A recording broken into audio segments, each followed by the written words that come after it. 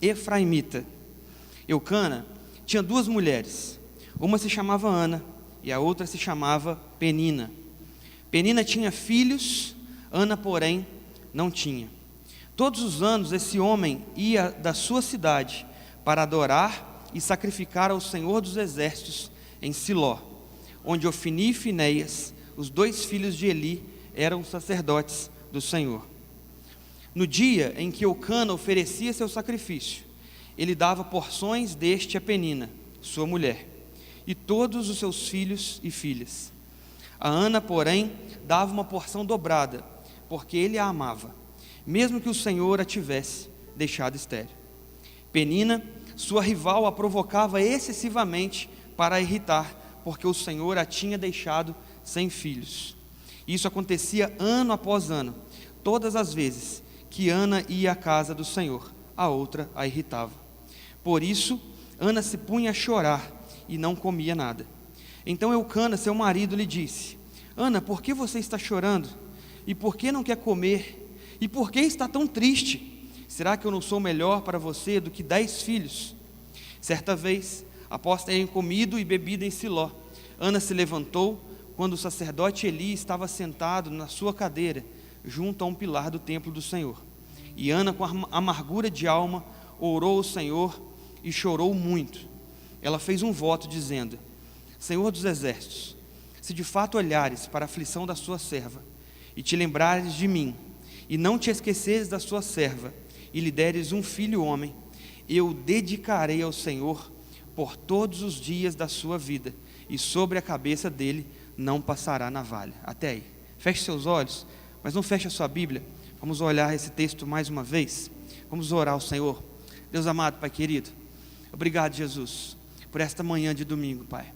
Obrigado, Jesus, porque hoje nós temos muito mais do que motivos de gratidão, Deus, por tantos milagres e testemunhos, meu Pai, que nós já ouvimos aqui nesta manhã, Deus. Obrigado, Jesus, porque o seu doce Espírito, Pai, já faz presente no meio de nós.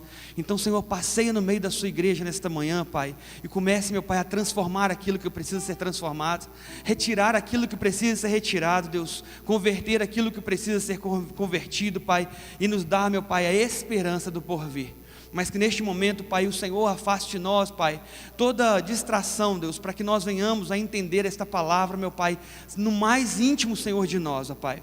Então fale conosco poderosamente, abra nossa mente, abra o nosso coração e nosso entendimento, Senhor, para o que o Senhor vai falar aqui, Senhor, nesta manhã, Pai. E que não seja eu, mas que seja seu Espírito, meu Pai, através de mim. Que não venha nada, Senhor, de mim, Deus, mas que venha tudo do trono da sua graça, Deus. Porque eu sou falho, mas o Senhor é perfeito, Deus. Então, em nome de Jesus, nós oramos, agradecidos e certos, em nome de Jesus. Amém. Graças a Deus. Amados, esse texto é um texto muito interessante e um dos meus preferidos da Bíblia, que é o livro de Samuel, porque trata de um homem que ele vai ser chamado por Deus para exercer coisas muito importantes que vão dar um norte para todo o contexto bíblico. Na verdade, eu vejo Samuel como alguém que consegue, através da sua vida, do seu legado, do chamado que Deus tem para a vida dele, dar um norte que vai apontar para o Novo Testamento na vinda de Jesus Cristo. Porém, nesse texto aqui, o foco não é Samuel, que eu quero trazer para vocês, para nós nessa manhã, mas o foco é essa família que é representada agora por Eucana, por Penina e por Ana, que eles estão agindo em conformidade à sua cultura, à tradição e às coisas que fazem parte da religiosidade daquele tempo. E a primeira coisa que eu vejo é que existe uma família nesse lugar fazendo as mesmas coisas. A gente pode ver o primeiro aspecto, que é o aspecto da geografia, e nesse aspecto da geografia a gente encontra no texto bíblico dizendo que todos estavam no mesmo lugar, se deslocando também para o mesmo lugar. A palavra de Deus fala que todos eles estavam numa cidade chamada Ramataim, Zofim, e todos eles estavam se deslocando para Siló. E por que eles estavam se deslocando para Siló?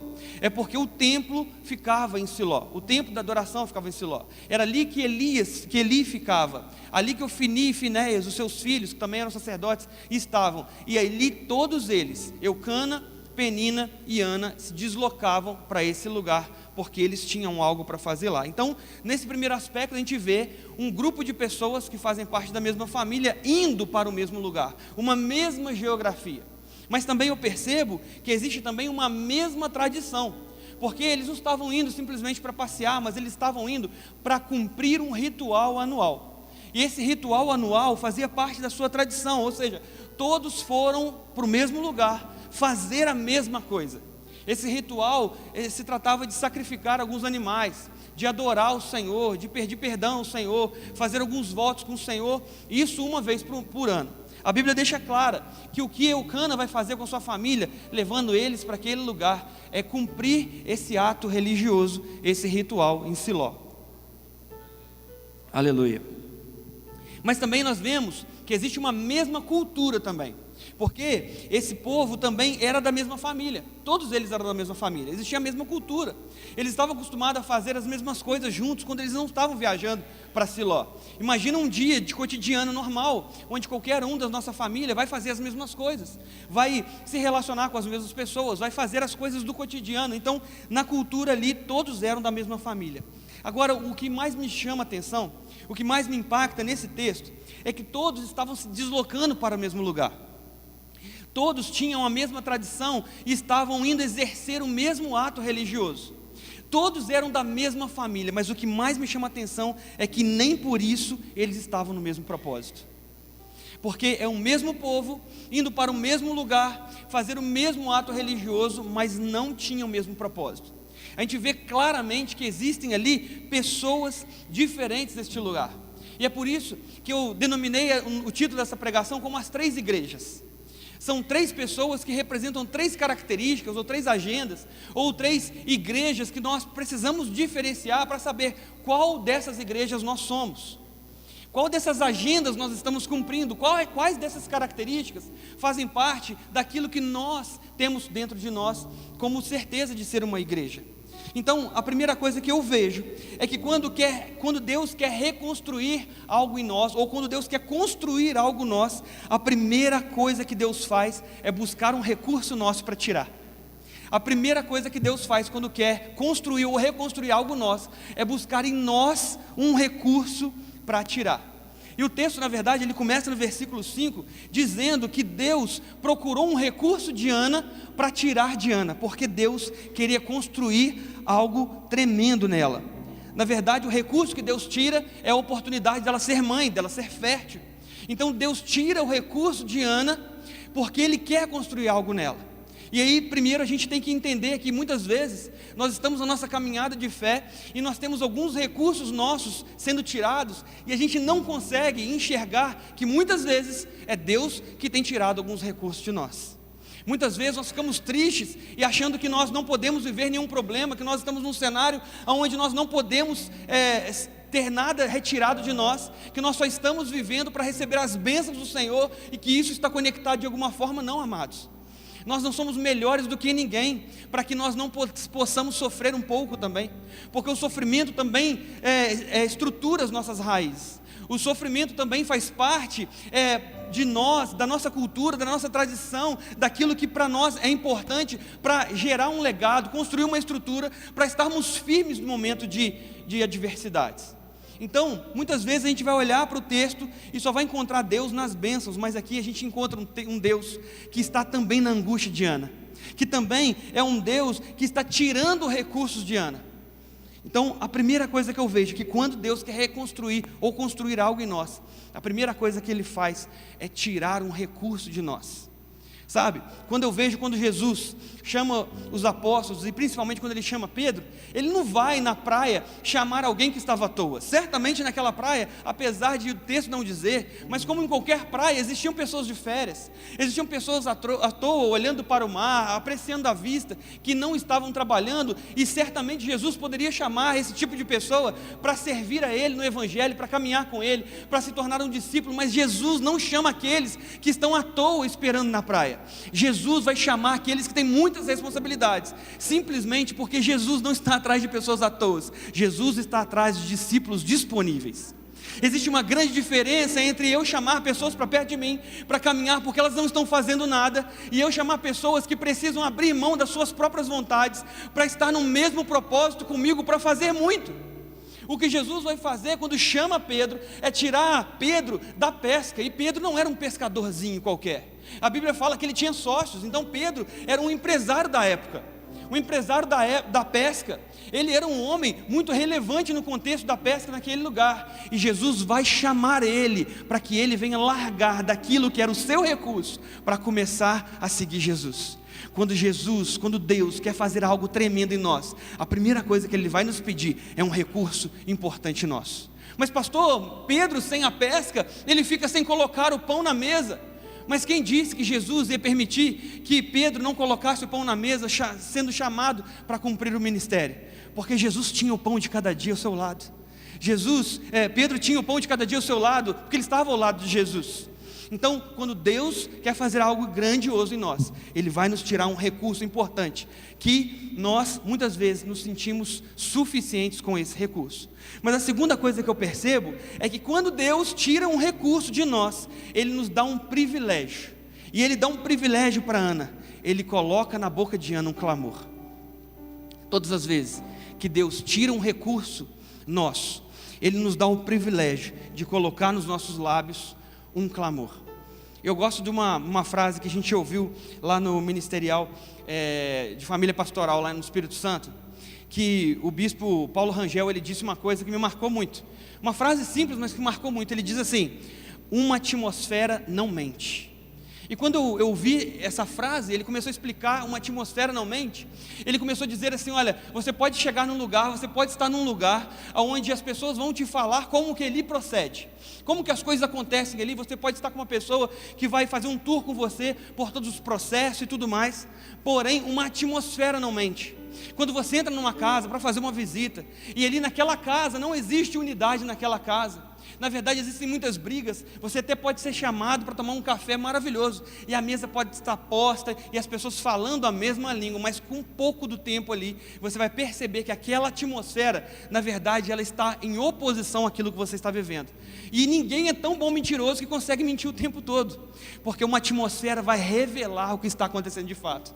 Aonde Jesus estava, uma nuvem de fumaça estava naquele lugar, coisas aconteciam, eram sinais, maravilhas, milagres que aconteciam aonde Jesus passava. E depois em Atos dos Apóstolos, isso continua acontecendo pela sucessão apostólica, aonde os apóstolos passavam, Pedro mesmo curava através da sua sombra. Existem relatos bíblicos, porque o que eles viveram com Jesus era tão autêntico, que não simplesmente não era uma farsa, mas isso se tornou cultura e virou uma atmosfera. E uma vez eu estava na igreja da cidade conversando com um maestro, e ele virou para mim e falou assim: a gente tem que parar de orar pedindo para que nós venhamos atrair a presença de Deus. A gente tem que parar com isso, principalmente como ministério de louvor. Senhor, nós queremos atrair a sua presença, queremos atrair a sua glória. E ele falou comigo assim: olha, os levitas do Antigo Testamento não atraíram a presença de Deus, eles carregavam a presença de Deus. Aonde eles iam, a presença de Deus estava nos seus lombos. Então a incumbência dele não era atrair, a presença dele era levar. Então muitas vezes nós queremos levar a presença de Deus, queremos atrair a presença de Deus, e nós não vivemos ela de fato.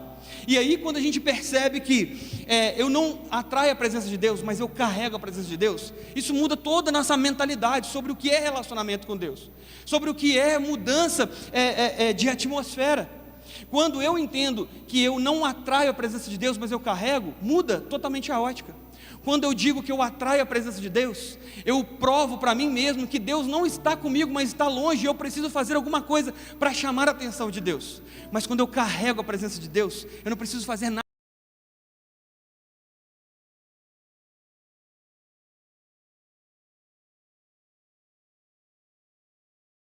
para chamar a atenção de Deus, porque Deus já está comigo, vendo ao meu lado, a vida já começa a transformar. Onde eu e Jesus estamos muda. Então uma atmosfera, ela não mente. Os lugares aonde nós entramos e as coisas começam a acontecer e fluir, pode ter certeza, irmão, se isso aí está acontecendo com você, é o termômetro de que Jesus está transformando a sua vida. Então a primeira coisa, Deus, quando quer fazer algo grandioso em nós, vai nos tirar um recurso precioso nosso. Mas quando Deus tira algo precioso em nós, Ele vai nos dar o privilégio de ter um clamor nos nossos lábios. E eu gostei do texto que o Rafael leu nesta manhã, no Salmo 40, versículo 1, ele diz assim: olha, esperei com paciência no Senhor, e ele se inclinou para mim e ouviu o meu clamor. Então, quando Deus olha para nós e nós temos um clamor nos lábios, Ele se volta para nós, Ele se inclina para nós. Todas as vezes que nós temos um clamor nos nossos lábios, é isso realmente que vai chamar a atenção de Deus. Todas as vezes que nós temos um clamor, e um clamor não é uma oração silenciosa, um clamor não é um cochicho, um clamor não é um momento de paz e tranquilidade que eu estou vivendo. Um clamor é um grito de socorro. É um grito de socorro porque a minha alma está gritando por ajuda. E quando eu tenho clamado ao Senhor, eu começo a colocar a minha voz em alta voz, e crendo que Deus está me ouvindo e que começa a fazer algo na minha vida. Então isso vai acontecer com Ana. Deus retira a fertilidade de Ana, para que Ana comece a se sentir totalmente dependente desse Deus. E aí Ana tem um clamor nos seus lábios, como nós vimos ali nesse texto. E o contexto desse texto que nós lemos, como eu disse, é que todo ano Eucana ia para Siló com as suas duas mulheres. Eucana, ele era efraimita, como diz aqui no texto, ele morava nas regiões montanhosas de Efraim, mas ele era da descendência levítica, ele era levita, como homem, como a sua descendência. Agora, ele fazia isso todos os anos, ele ia para Siló, para adorar a Deus, para servir a Deus, para sacrificar a Deus uma vez por ano e voltava. Eucana também era um homem que tinha duas mulheres, mas porque certamente Ana era sua primeira mulher e era estéril. Em Deuteronômio tem uma lei que diz que quando a primeira mulher era estéril, o homem tinha direito a se casar com uma outra por conta da descendência, por conta de deixar a sua genealogia, deixar a sua descendência, a sua herança como filhos. E aí Eucana tinha duas mulheres, Ana e Penina. E a gente começa a perceber ali também que quando Samuel nascesse, Samuel também seria levita. Samuel também seria da tribo de Levi. Agora, o que mais me chama a atenção aqui é que qualquer levita, quando chega aos 25 anos, ele vai servir a Deus no templo normalmente. Dos 25 aos 50 anos, ele vai servir a Deus no templo. Mas o que Ana faz ali, para provar que ela não quer somente ter um filho por ter um filho, ela dizer para Deus: olha, se o Senhor olhar para a sua serva, se o Senhor se lembrar da sua serva, não esquecer da sua serva, e lhe der um filho homem, eu o devolverei ao Senhor. Aquele menino seria certamente um levita. Aos 25 anos ele serviria normalmente no templo. Porém, o que Ana vai fazer é acelerar o processo do que Deus tinha para Samuel. E ela vai dizer: Senhor, eu não vou esperar até os 25 anos. Se o Senhor me der um filho, eu te entrego imediatamente, assim que ele desmamar. Repara, porque Ana certamente olha para Eucana e não vê um exemplo de um homem que tem esses ideais. Porque Eucana é um homem religioso.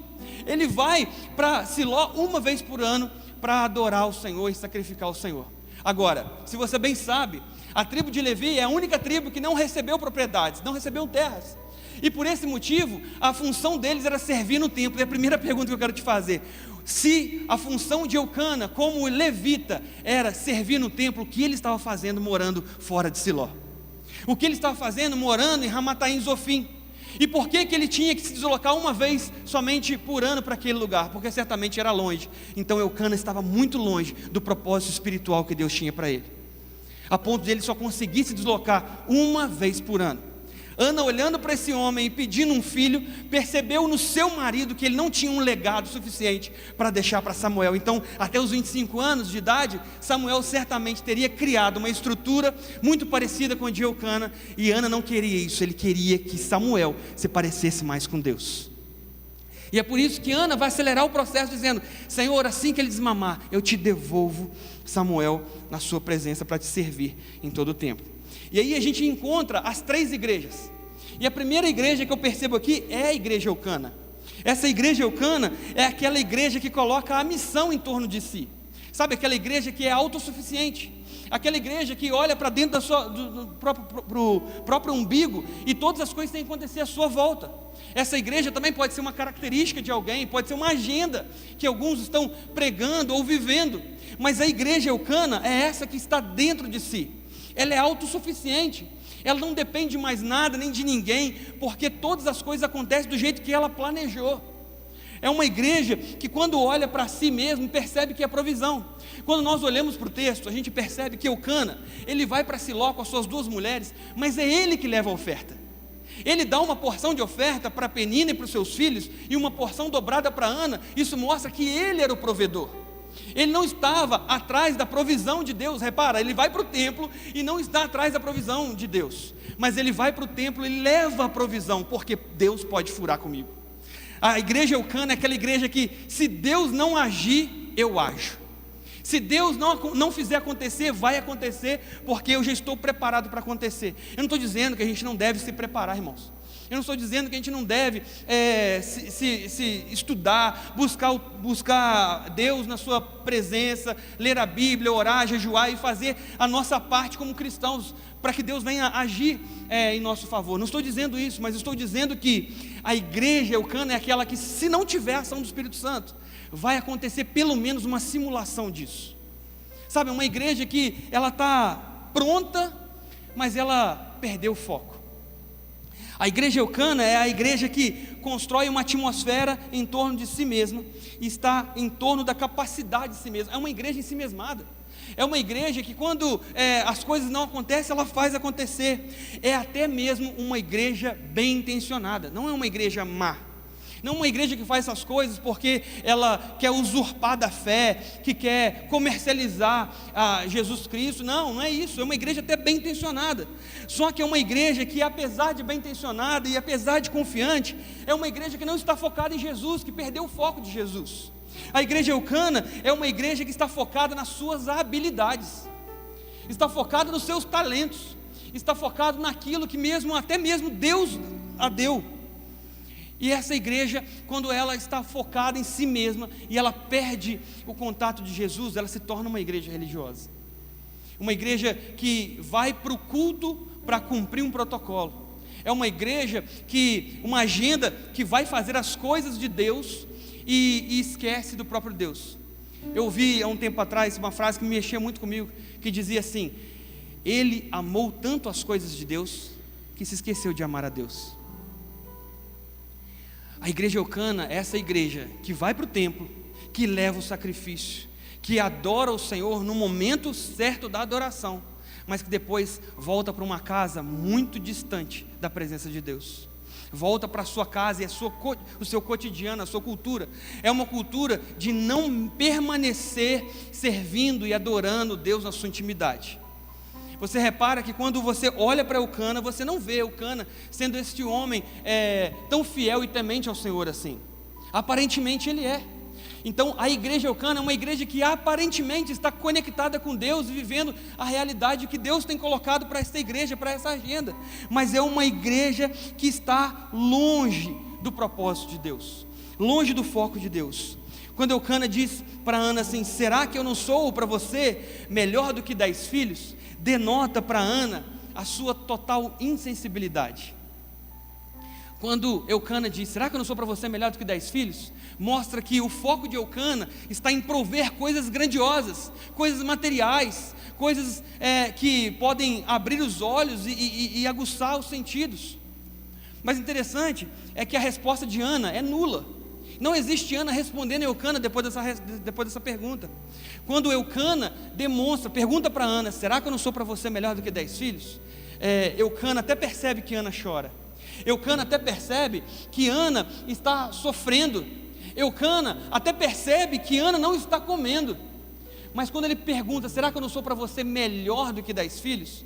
Mostra o total despropósito entre Eucana e Ana. Sabe, Eucana proporciona muitos favores para Ana. Ele dá provisão, ele é o marido da casa, ele gera proteção.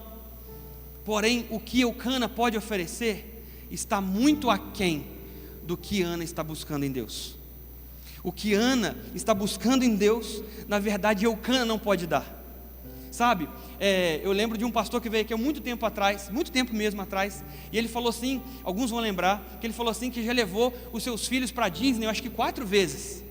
e que todas as 4 vezes ele gastou muito dinheiro, é lógico, porque levar uma família inteira para a Disney gastaria muito dinheiro. E um dia, no momento que ele estava em família, em casa, ele perguntou para um dos seus filhos assim: meu filho, qual foi o momento mais importante, mais precioso de toda a nossa vida, que mais te marcou? E o filho virou para o pai e disse assim: aquele dia que a gente montou um papagaio, uma pipa e foi para o morro soltar. E ele falou: eu gastei milhares de dólares com eles na Disney, e o momento mais importante foi uma pipa de 50 centavos. Se eu soubesse, eu tinha comprado uma fábrica. Então repara que existem coisas que são precificadas, mas existem coisas que são valor. Ana não estava atrás daquilo que era precificado, aquilo que Eucana podia lhe dar, porque Eucana dizia para dentro de si mesmo: olha, eu sou bom, eu sou suficiente, tudo aquilo que você precisa eu posso te dar, eu posso comprar, eu posso prover. Mas o que Ana está dizendo era assim: olha, você não pode prover a minha fertilidade, você não pode prover o meu sonho, você não pode prover o milagre. É por isso que eu não estou atrás daquilo que você pode prover, mas quando eu vou até a presença de Deus, é para fazer um voto, porque o Senhor tirou de mim um recurso, mas eu estou diante dEle agora com um clamor nos meus lábios. Existe um clamor nos lábios de Ana, existe um clamor na igreja do Senhor, que não está satisfeita com tudo aquilo que se pode proporcionar, que é material. Nós estamos vivendo, amados, um advento de inúmeras igrejas, inúmeros pastores, inúmeras culturas, e muito poucas igrejas que estão vivendo realmente uma cultura dos céus. Sabe, esse ano é um ano que nós já estamos findando, um ano que fomos movidos pelos céus. Nós tivemos aqui o testemunho de milagres que aconteceram, curas, sabe, questões de esterilidade que foram resolvidas, que foram milagrosamente resolvidas no Senhor. E muitas vezes nós estamos tão acostumados com viver essa atmosfera, que nós temos dificuldade em viver uma igreja Eucana, ou ver ou enxergar uma igreja Eucana. É como se ela não existisse. Como assim uma igreja que vai para o culto e não adora o Senhor? Como assim uma igreja que levanta as mãos na adoração, mas chega em casa não tem momento com a Bíblia? Como assim uma igreja que fala em nome de Jesus, mas chega em casa, não usa o nome dele nem para abençoar a sua esposa, nem os seus filhos, nem a sua casa? Essa igreja é uma igreja religiosa. A igreja Eucana é essa igreja religiosa. Ela está bem intencionada, ela cumpre o ritual, ela vai no grupo de pastoreio, ela vai no culto, ela vai em todos os eventos da igreja. Só que ela, na sua casa, ela não tem habilidade para gerar um legado que deixa realmente a sua esposa feliz e satisfeita. Essa igreja é Eucana. Eucana era um modelo de satisfação que agradava a si mesmo, mas não respondia o clamor de Ana. Esse era o modelo de satisfação. E quando ele pergunta assim: Ana, por que você está chorando? Continua revelando essa insensibilidade do marido, que não tem discernimento para discernir o choro de Ana. O choro de Ana não tinha nada a ver com o que materialmente faltava para Ana, mas tinha a ver com um clamor que estava nos seus lábios. Ana não gasta tempo com Eucana para responder, porque o que Ana faz não satisfaz, o que Eucana faz não satisfaz o clamor que Deus colocou em Ana. Essa é a primeira igreja, a igreja Eucana. A igreja, sim, está ensimesmada, é uma igreja religiosa, é uma igreja que autoprovê, é uma igreja que tem dificuldade com discernimento, é uma igreja que consegue prover todas as coisas, que está até bem intencionada, mas porém perdeu o foco de Jesus. Mas a segunda igreja é a igreja Penina. A igreja Penina é uma igreja, ou a agenda Penina, ou a característica que é de Penina, é aquela igreja que é carnal, é uma igreja que só provoca, é uma igreja que só desconstrói, é uma igreja que na verdade tem a sua régua através da sua altivez. A sua régua é a altivez, o orgulho, a justiça própria. Essa é a igreja Penina. A igreja Penina é essa igreja que muitas vezes nós corremos o risco de naturalmente sermos. Naturalmente, por quê? Porque a nossa natureza é carnal. A nossa natureza precisa ser vigiada o tempo todo, porque nós somos espiritualmente formados por Deus, mas a nossa natureza humana é carnal, então o nosso espírito e o nosso corpo milita todos os dias. Então se a gente não estiver atento para o que Deus está fazendo, o que Deus está falando, onde o Deus está apontando, a nossa natureza é carnal, e nós temos dificuldade para viver uma igreja carnal. Nós não podemos viver assim, porque Penina é essa igreja que só desconstrói, essa igreja que ela só provoca, é uma igreja que não traz benefício nenhum. Na verdade, quando Eucana olha para Penina, vê Penina como alguém que pode proporcionar-lhes filhos, e ponto final. É como se fosse uma fábrica, porque na verdade o seu amor estava com Ana. A palavra de Deus fala assim: mas Ana era a mulher que ele amava. Então, se Penina era a mulher que ele não amava, Penina era necessária para ele, porque a única coisa que Eucana não podia prover era o que Penina podia prover, que era o ventre. Então, quando você olha para Penina, a gente percebe que a igreja Penina regula a sua régua através da altivez, através da justiça própria e do orgulho. E nós corremos esse risco de muitas vezes nos tornarmos naturalmente essa igreja carnal, essa atmosfera de carnalidade, é a atmosfera onde acontece uma boa pregação, um bom louvor, pessoas levantando as mãos e tudo mais, mas que às vezes a gente sai e fala: meu Deus, mas o clima, a atmosfera estava pesada hoje. Às vezes existe uma atmosfera muito forte de carnalidade, que quem é espiritual fica lutando e tentando modificar aquela situação. Essa é uma igreja que desconstrói, é uma igreja que provoca, é uma igreja que ela não soma, ela só divide, é uma igreja que escolhe lados, é uma igreja que na verdade ela não está com um todo, não vive em unidade, mas vive tentando fazer rachas internos, para que as coisas não venham acontecer da mesma maneira. É um tipo de igreja, Penina, que na verdade quando tem uma direção, ela escolhe uma direção oposta só para contrariar. É uma igreja que, apesar de estar no mesmo lugar, vivendo uma mesma realidade, sendo numa mesma geografia, fazer parte de uma mesma cultura, decide, porque tem algo nela que é valioso para aqueles que estão perto, e ela acha que ela não vai poder ser mudada, modificada, retirada, removida daquele lugar, porque ela vai saciar também uma debilidade daquele sistema. Então Penina, ela se agarra naquilo que ela tem, que ela também é uma provedora. Eucana pode prover tudo, menos filhos. Penina não pode prover nada, mas pode prover filhos.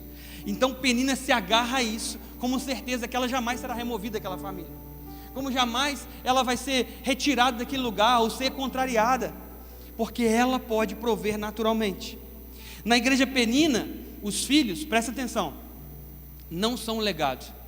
Na igreja Penina, os filhos não são herança do Senhor. Na igreja Penina, os filhos são apenas mercadorias. Os filhos na igreja Penina é uma prateleira de troféus, onde Penina não tem responsabilidades com gerar legado para os seus filhos. Mas quando nós olhamos para essa igreja, nós percebemos que é uma igreja que aponta: olha só o que eu já conquistei, olha só o que Deus me deu que não te deu. Sabe, você tem algum amigo, não, isso não é amigo, né? Alguma pessoa da sua volta que olha para você e fala assim: olha, o que você está passando na verdade, sabe, como se fossem os amigos de Jó, o que você está passando na verdade com certeza é algum pecado que você cometeu, é alguma coisa que está faltando na sua vida, é falta de presença de Deus, é falta de sabedoria, e começa a te apontar, e começa a olhar para dentro de si mesmo e falar assim: olha o que eu tenho, olha o marido que eu tenho, olha a esposa que eu tenho, olha só as minhas posses, os meus bens, os meus carros, olha só, isso aqui realmente é de alguém que é abençoado por Deus, então você está fazendo alguma coisa contrária. Sabe, essa igreja ela não constrói nada, essa igreja só acaba batendo em cachorro morto, como diz. Às vezes a gente já está ferido, a gente já está magoado, já está vivendo um cenário ruim de dificuldades financeiras, de doenças, e alguém chega para nós e fala assim: olha, isso aí que você está vivendo na verdade é porque você não tem intimidade com Deus, na verdade você não está sendo fiel com Deus, e começa a trazer um jugo tão pesado que é para acabar de uma vez por todas com a esperança. A igreja Penina é essa igreja que tem os seus filhos como troféus de uma prateleira, que a única função é provar para Ana que ela era melhor. Sabe, eu sou melhor do que você porque eu tenho um ventre fértil enquanto você é estéril. Eu sou melhor, mas meu marido me ama. Tá, mas eu não estou atrás do amor do seu marido, porque o seu marido não tem como me abandonar. Ele também é meu marido, porque eu posso prover uma coisa que você não pode. Marido por marido, o marido era das duas. Mas Penina tinha uma vantagem, ela tinha filhos, e Ana não tinha. Então essa igreja, a igreja Penina, é uma igreja carnal, que ela só está aí para provocar, só para dizer: olha, os filhos meus, eu tenho e você não tem. Tudo que ela faz, ela visa dividir. Então repara, todos estavam na mesma família, no mesmo lugar e no mesmo ato religioso, e a provocação era excessiva. E quando eu olho esse texto, uma coisa me chama a atenção, não sei se vocês também têm esse olhar chamando a atenção para esse ponto, é que apesar da provocação de Penina, Eucana não faz nada. Porque se Eucana amasse de verdade Ana, por que ele não repreende Penina? É porque ele não pode repreender, porque Penina também é uma provedora, e a provisão que Penina pode fazer, Eucana não pode. Então ele limita as suas ações, de chamar a atenção, de repreender Penina, para ele não ficar sem a sua herança que ele levava tão em consideração. Então essa igreja Penina, ela desconstrói tanto, que ela constrói uma cultura em oposição, uma cultura que, em vez de ser de unidade e família, é uma cultura que se coloca numa posição de relevância tamanha, que outras pessoas não podem repreender, porque se eu perder Penina, não vai dar certo, eu vou perder muita coisa. Sabe, existem pessoas, amados, que às vezes estão na nossa vida simplesmente porque pode nos proporcionar algo, que sem esse algo nós teremos dificuldades de viver. Mas eu quero te dizer uma coisa, que o Deus que nos provê, porque Ele é o nosso provedor, pode simplesmente fazer com que você abandone o relacionamento com essas pessoas, para viver realmente o sobrenatural de Deus. Uma atmosfera de carnalidade, ela só é mudada, só é modificada, quando nós abrimos mão de recursos valiosos para nós, para que o espiritual comece a mudar a atmosfera em nossas vidas. Jamais aquela atmosfera daquela família seria mudada para uma atmosfera espiritual, enquanto Penina estivesse sendo alguém naquele contexto carnal, enquanto Eucana não estivesse sendo naquele contexto religioso. Não ia acontecer, não ia acontecer. Cada dia que passa, essa agenda deixa a igreja mais doente. Cada dia que passa, essas pessoas que apontam, que reclamam, deixa a igreja mais doente. A igreja Penina é essa igreja carnal. Eu gosto de uma frase da pastora Leila Paz, que ela diz assim: não reclame, ame. E ela fala assim: todos aqueles que não estão servindo o ministério se sentem na posição favorável de apontar o dedo para reclamar de ministérios que estão sendo exercidos por outras pessoas. Mas eu te convido, que não serve em algum ministério, que não serve a Deus em algum lugar, a servir no ministério, para ver se você vai ter coragem de reclamar de si mesmo. Porque quando nós estamos no ministério servindo a Deus, nós estamos reclamando de nós mesmos, porque nós fazemos parte desse ministério. Mas quando nós estamos nessa posição, a gente vê quão difícil é. Não era tão fácil igual a gente imaginava, é difícil. Tem muitos labirintos, tem muitas dificuldades, tem muitas cicatrizes que são deixadas para nós.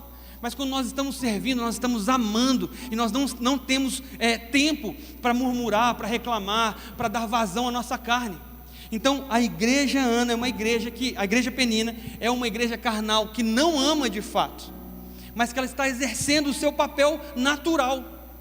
E ela não tem função, ela não tem preocupação de deixar um legado, de deixar uma herança para os seus filhos. Mas é uma mulher que simplesmente está naquele lugar, naquele contexto, e o seu único foco é provar que ela é melhor. O único foco de Penina. E aí nós chegamos na terceira igreja. A terceira igreja é a igreja Ana. A igreja Ana, ela só responde ao sobrenatural. A igreja Ana, quando Eucana pergunta para ela assim: olha, Ana, será que eu não sou para você melhor do que 10 filhos? Eu te convido a abrir a sua Bíblia e olhar qual foi a resposta que Ana deu para Eucana. Será que para você eu não sou melhor do que 10 filhos? Ana não responde nada. Não existe, depois dessa pergunta, uma resposta de Ana. É uma pergunta que fica no vazio, ela fica no vácuo. Essa pergunta, na verdade, ela não é respondida. Mas todos nós que lemos esse texto já entendemos qual é a resposta. Quando Eucana pergunta: será que eu não sou para você melhor do que 10 filhos? Se a resposta fosse sim, você é para mim melhor do que 10 filhos, certamente a Bíblia traria para nós esse entendimento. Mas como não existe uma resposta, logo nós interpretamos. Isso não é conjectura, é que Eucana não era melhor do que 10 filhos para Ana, porque o foco de Ana estava no sobrenatural, e Eucana estava longe de conhecer aquilo que era sobrenatural. Eucana tinha entendimento daquilo que era um ato religioso, a religiosidade. Penina tinha um aspecto natural de entender o que era carnalidade e como manipular as pessoas, mas Ana não tinha compromisso com essas agendas. Ana não tinha compromisso com esse cenário. O compromisso de Ana era com o sobrenatural. E é por isso que quando Eucana pergunta: olha, eu não sou para você melhor do que 10 filhos, Ana não diz nada, porque Ana não responde ao natural. Ana não responde ao ordinário. Ana não responde para essa agenda de religiosidade. Ana está aguardando chegar em Siló, porque ela tem um clamor nos seus lábios, e ela quer responder somente àquele que pode fazer algo sobrenatural. O que Ana está guardando para dentro de si, ela não pode vazar para o seu marido. O que Ana está guardando para dentro de si, ela precisa externar para o seu Criador, para aquele que é o autor e consumador da sua fé, para aquele que é o seu Deus Altíssimo, para aquele que é o motivo da sua adoração, porque ela vai estar diante de Deus em Siló, e nesse lugar ela está guardando mais de um ano, para abrir os seus lábios na presença de Deus e dizer: Senhor, me dá filhos. Senhor, eu preciso de filhos. Meu marido me oferece várias coisas, inclusive ele mesmo na posição de filho, mas o que eu quero vem do Senhor. Eu quero que o Senhor tire de mim essa vergonha. Eu quero que o Senhor trabalhe em mim, porque eu quero intimidade e responder somente ao Senhor. Ana não responde aquilo que é natural. Amados, a igreja do Senhor não responde aquilo que é natural. Eu tenho certeza que você recebe muitas provocações durante a sua vida, durante a sua trajetória, no seu trabalho, na sua faculdade, na sua escola. Eu tenho certeza que você responde a muitas provocações. A palavra de ordem é não responder mais. Sabe, quando eu vejo lá Josué, quando eu vejo lá as pessoas rodeando aquela cidade, antes mesmo de gritar e tocar as trombetas, eu reparo que a ordem de Deus era que existisse ali sim uma caminhada durante 6 dias, porém em silêncio, porque o Senhor iria dar aquela cidade para o povo. Porém o que Deus estava fazendo era preparando o povo para viver primeiro o silêncio. Muitas pessoas olhavam dizendo: o que esse povo está dando volta aqui? O que eles acham que eles vão conseguir dando volta aqui? Sabe, nós precisamos enganar o inferno. Nós precisamos deixar que o inferno fique acostumado durante os 6 dias a gente só dando volta. Mas quando chegar no 7º dia, a gente tem um clamor dentro de nós tão alto, que começa a quebrar as muralhas da nossa vida, começa a remover as nossas estruturas que tentam nos paralisar, e começa a nos levar para uma direção favorável do Senhor, onde o Senhor tem uma promessa: eu te darei essa cidade nas suas mãos. Sabe, muitas vezes, amados, nós gastamos energia com quem não deve ser gasto. Nós gastamos energia com aqueles que são carnais, gastamos energia com aqueles que são religiosos, e na hora que chega o momento de receber as bênçãos do Senhor, nós estamos fracos, e nós desistimos na última hora. Imagina, depois de 6 dias rodeando a cidade, no 7º dia o Senhor fala assim: hoje você vai rodear mais vezes, hoje você ainda vai gritar, hoje você ainda vai tocar as trombetas. E aí nesse dia você gastou tanta energia que você fala: Senhor, eu não consigo mais. Mas meu filho, é hoje o dia da bênção. Senhor, mas eu não aguento mais. Eu corri muito, mas não era para correr, era para andar. Eu gritei muito, mas não era para gritar, era para ficar em silêncio. Sabe, existem coisas, amados, como nós lemos aqui, foi lido aqui sobre Eclesiastes 3, há tempo para todas as coisas, e muitas vezes o nosso tempo é de se calar. Com a igreja religiosa a gente se casa, com a agenda da religiosidade a gente se cala, com a agenda da carnalidade a gente se cala, porque a igreja de Jesus só abre a sua boca com o sobrenatural, só responde aquilo que o Senhor está chamando a sua igreja para responder. A igreja Ana é uma igreja que só responde ao sobrenatural, e ela vive do anelo, ganhando ou perdendo. Uma igreja como Ana, na verdade, ela não busca o Senhor somente quando ela ganha, não. Na verdade, a igreja Ana busca o Senhor ainda que ela não ganhe. Durante a maior parte da vida de Ana, na verdade, ela estava perdendo, porque Deus tinha arrancado um recurso dela. Mas como eu disse no início desse sermão, quando Deus arranca um recurso nosso, Ele coloca nos nossos lábios um clamor. E Deus não coloca nos nossos lábios um clamor à toa. E eu também não clamo ao meu irmão, eu clamo a Deus. Então o Senhor ensinou para Ana que toda vez que ela se sentisse defraudada, envergonhada, entristecida, não útil, que ela clamasse àquele que podia mudar a circunstância, mudasse a situação. Então essa igreja é uma igreja que ela vive da presença de Deus. Não importa se ela está ganhando ou se ela está perdendo, porque o mais importante não é ganhar e nem perder, mas o mais importante é ter relacionamento e intimidade com Deus. O mais importante não é ir para Siló para gerar um ato religioso. O mais importante é permanecer mesmo longe de Siló, vivendo uma vida de fidelidade com Deus. E aí eu quero te fazer uma pergunta: quem você é fora da igreja? Quem você é fora do momento do culto? Quem você é fora do templo? É isso que nós precisamos olhar para dentro de nós, para nós não sermos uma igreja nem religiosa e nem uma igreja carnal, mas uma igreja espiritual que caminha com Deus face a face, que tem intimidade com o Senhor na nossa casa, no nosso quarto, no nosso trabalho. Amados, lá fora, muitas pessoas não abrirão a Bíblia nunca na sua vida e morrerão sem conhecer um versículo da Bíblia, mas você será a Bíblia que muitos vão ler, e as suas atitudes serão maior do que as suas palavras. Como diz aqui a frase do bispo Rangel, ele diz: uma atmosfera não mente. E às vezes, muitas vezes, nós mentimos com as nossas palavras, pregamos coisas que nós não vivemos, falando coisas que nós não acreditamos de verdade, e nós podemos falar o que nós quisermos, porque palavras são palavras. É como se fosse um caderno em branco que eu escrevesse o que eu quisesse. Agora, as nossas ações vão testificar a quem nós servimos. As nossas atitudes vão denotar que nós realmente somos filhos de Deus. Então a atmosfera, ela não vai mentir. Então quando você sair desse lugar e for para a sua família, for para o seu trabalho, for para a sua escola, for fazer as suas atividades seculares do cotidiano, as pessoas precisam ver o Deus que você carrega. As pessoas precisam ver que você já atraiu a presença de Deus lá atrás, mas hoje você é um levita que carrega a presença de Deus, que você não é uma igreja carnal, ou está cumprindo simplesmente um ato religioso quando você vai nos cultos de domingo, mas que você entendeu a sua missão, e você tem a missão de transformar a atmosfera que você está, por conta da presença que você carrega. Nós precisamos transformar a atmosfera que nós estamos, por conta da presença que nós carregamos. Só vai se tornar parecido com os céus se eu entender que eu carrego essa cultura para onde que eu vou. Se o lugar que eu estou não se parece com o céu, é porque eu não estou sendo realmente efetivo naquele lugar. A minha utilidade está sendo questionada. Então a igreja Ana, ela só responde ao sobrenatural, mas não importa se está ganhando ou se está perdendo. Muitas pessoas amam ganhar coisas da presença de Deus. Quem não gosta? Ser abençoado por Deus. Mas muitas outras, depois que recebe a bênção, deixa Deus de lado. Muitas pessoas, depois que tem um momento com Deus, abandonam o Senhor. Muitas pessoas, quando não estão ganhando nada, estão reclamando, e só se voltam ao Senhor quando recebem a sua bênção, alguém abençoa.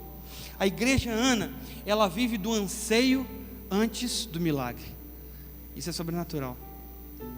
É uma igreja que está ansiosa a buscar a Deus, independente se Deus vai dar ou não o milagre, se Deus vai conceder ou não um milagre. Ela vive do clamor, ela vive de experimentar a Deus, antes de experimentar o que vem de Deus. A igreja Ana é uma igreja que está focada em experimentar a Deus, e não está focada em experimentar o que Deus vai fazer. É uma igreja totalmente dependente daquilo que nascer no coração de Deus. Sabe, amados, muitas vezes nós queremos algo que nasce do nosso coração, e queremos que Deus avalize os nossos sonhos, nossas vontades, e assine sobre isso, acreditando a nossa vontade, os nossos sonhos. Muitas vezes nós sonhamos com coisas que não vêm da parte de Deus, e nós queremos que Deus abençoe nesse sentido, sabe? Mas a igreja Ana, ela não está focada em receber a bênção que ela pediu de fato. A igreja Ana é uma igreja que vai se satisfazer daquilo que nascer no coração de Deus. E às vezes pode nascer no coração de Deus uma coisa que nós temos muita dificuldade: o não de Deus. A igreja Ana está focada naquilo que vai nascer no coração de Deus. Aí eu quero te fazer uma pergunta: e se no coração de Deus o que nascer for um não para o seu pedido? Como é que fica o seu relacionamento com Ele? Estremecido? Ou isso traz mais profundidade? A igreja Ana está focada e dependente do que nascer no coração de Deus. E o que tem no coração de Deus? Deus precisa de um sacerdote, Deus precisa de um profeta, Deus precisa de um homem cheio do Espírito Santo.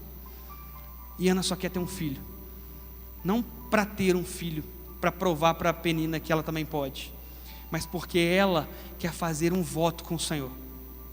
Tanto que ela nem quer viver com o filho durante toda a sua vida, ela vai devolver para Deus isso.